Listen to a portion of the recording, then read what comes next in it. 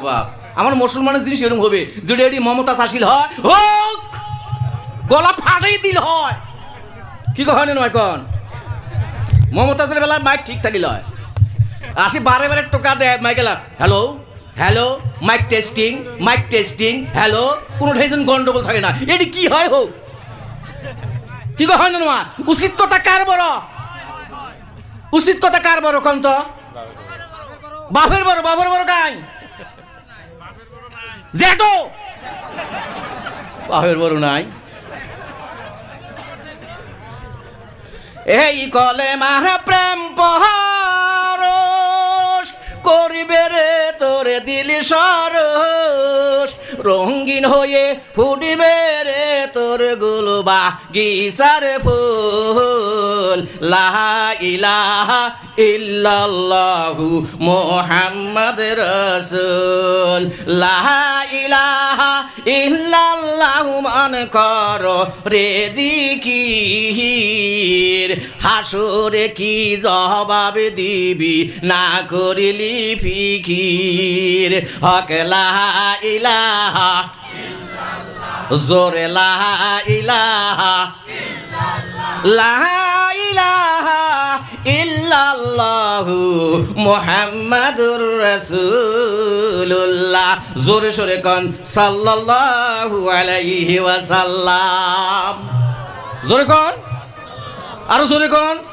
সাল্লাল্লাহু আলাইহি ওয়াসাল্লাম সালাম আলাইকুম ঝুটা भी বলতা হয় সালাম আলাইকুম আসসালামু আলাইকুম তোর কোড়াই কি হয় হ্যাঁ সালাম আলাইকুম তুই মরি যা আসসালামু আলাইকুম তুই তোর শান্তি হোক ওটা ঝুটে হলে না হল ও যে দিল্লির মানুষগুলো ঝুটা भी খাতা হয় ঝুটা भी বলতা হয় একবার যদি কলেমা পড়া যায় হুজুর গেলে কয় হাদিসের মধ্যে কয় কোরআনের মধ্যে কয় একটা মানুষ যদি একবার জীবনের মধ্যে কলেমা পড়ে কোন সুবহানাল্লাহ ওই মানুষটা বলে জান্নাতে বাসী হয়ে যায় আমরা সবাই জান্নাতবাসী কোন সুবহানাল্লাহ কি আমরা সবাই জান্নাতবাসী না হুজুরের কথা মিথ্যা কোরআনের কথা মিথ্যা হাদিসের কথা মিথ্যা ওয়াজিব হয়ে যায় জান্নাত যাওয়ার জন্য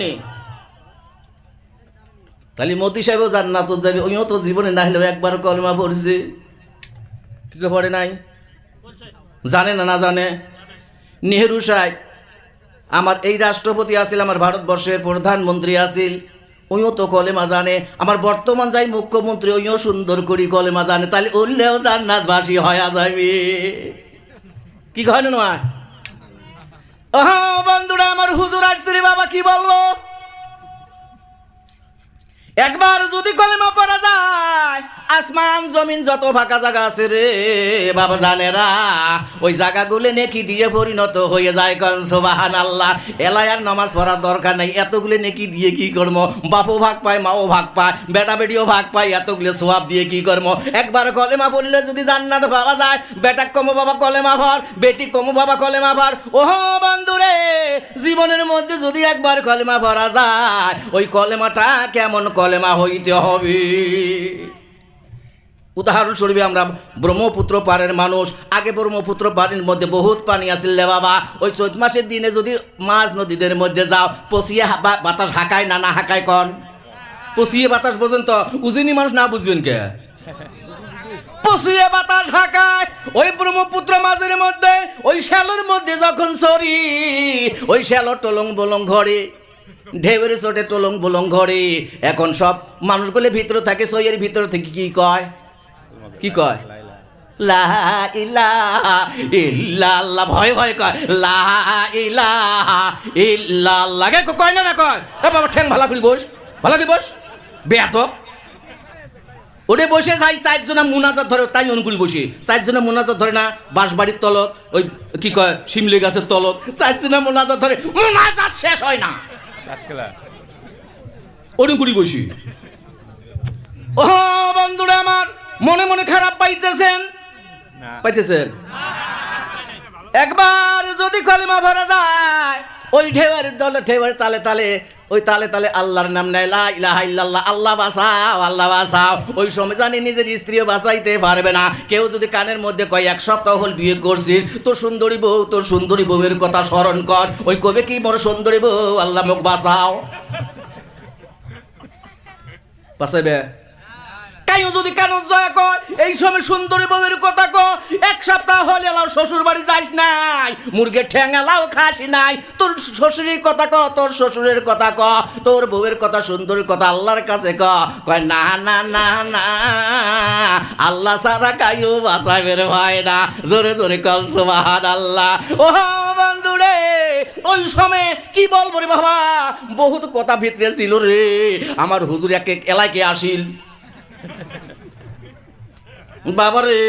ওই সময় যদি কাইও তোমাকে যদি সম্পত্তির কথা কয়, বন্ধু বান্ধবের কথা কয়, ব্যাংক ব্যালেন্সের কথা কয়, টাকা পয়সার কথা কয়, ওই সব ওই সময় কি খেয়াল হবে না? খেয়াল হবে শুধু কার কার কার কথা, লা ইলাহা ইল্লাল্লাহ। ওহ বাবা জানে না, ওহ পর্দার আড়ালের মা জানে না, আল্লাহর রাস্তে বলে যাই রে বাবা। ওই সময় কারো কথা মনে হবে না, ওই সময় শুধু মনে হবে আল্লাহর কথা। আল্লাহ ফেরেশতাকে ডাক দিয়া বলে, ফেরেশতার দল, যাকে সৃষ্টি করার জন্য তোমাদের সঙ্গে মাশওয়ারা করেছি, তোমরা মাশওয়ারার মধ্যে বাধা করেছো।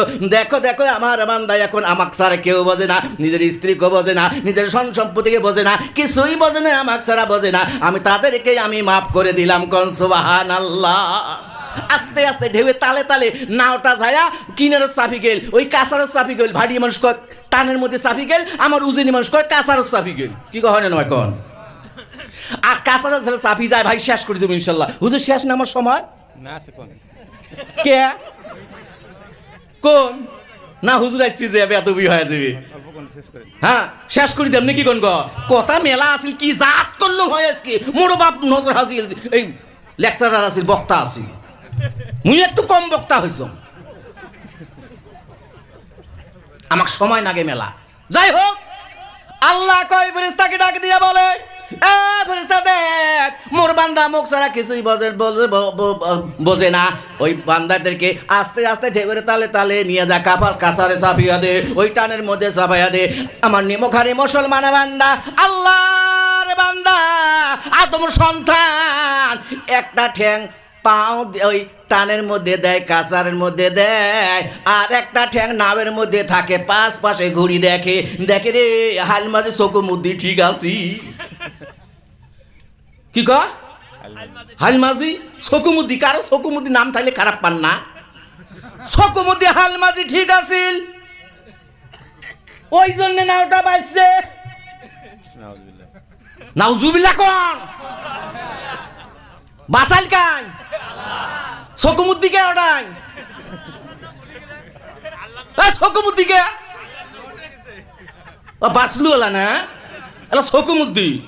চকুমুদ্দি হালমাজি যদি ঠিক না থাকিল মোর নাওটা বাসিল দেয়া হয়। ও বাবারা, যে কলেমার মধ্যে যদি তোমার শরীক হয়ে যায়, যে কলেমার মধ্যে আল্লাহ কোনো বাস্তব জিনিস তার ঢুকানো হয়, আল্লাহ বলে রে আমার বান্দা, সারা জীবন যদি কলেমা পড়ো, 12 তসবিহ যদি পড়ো, 1000 তসবিহ নিয়া সারাদিন যদি কলেমা পড়ো রে, ওই কলেমার মধ্যে যদি কিঞ্চিত পরিমাণ শরীক থাকে রে, আমি একটা নেকিও দিব না।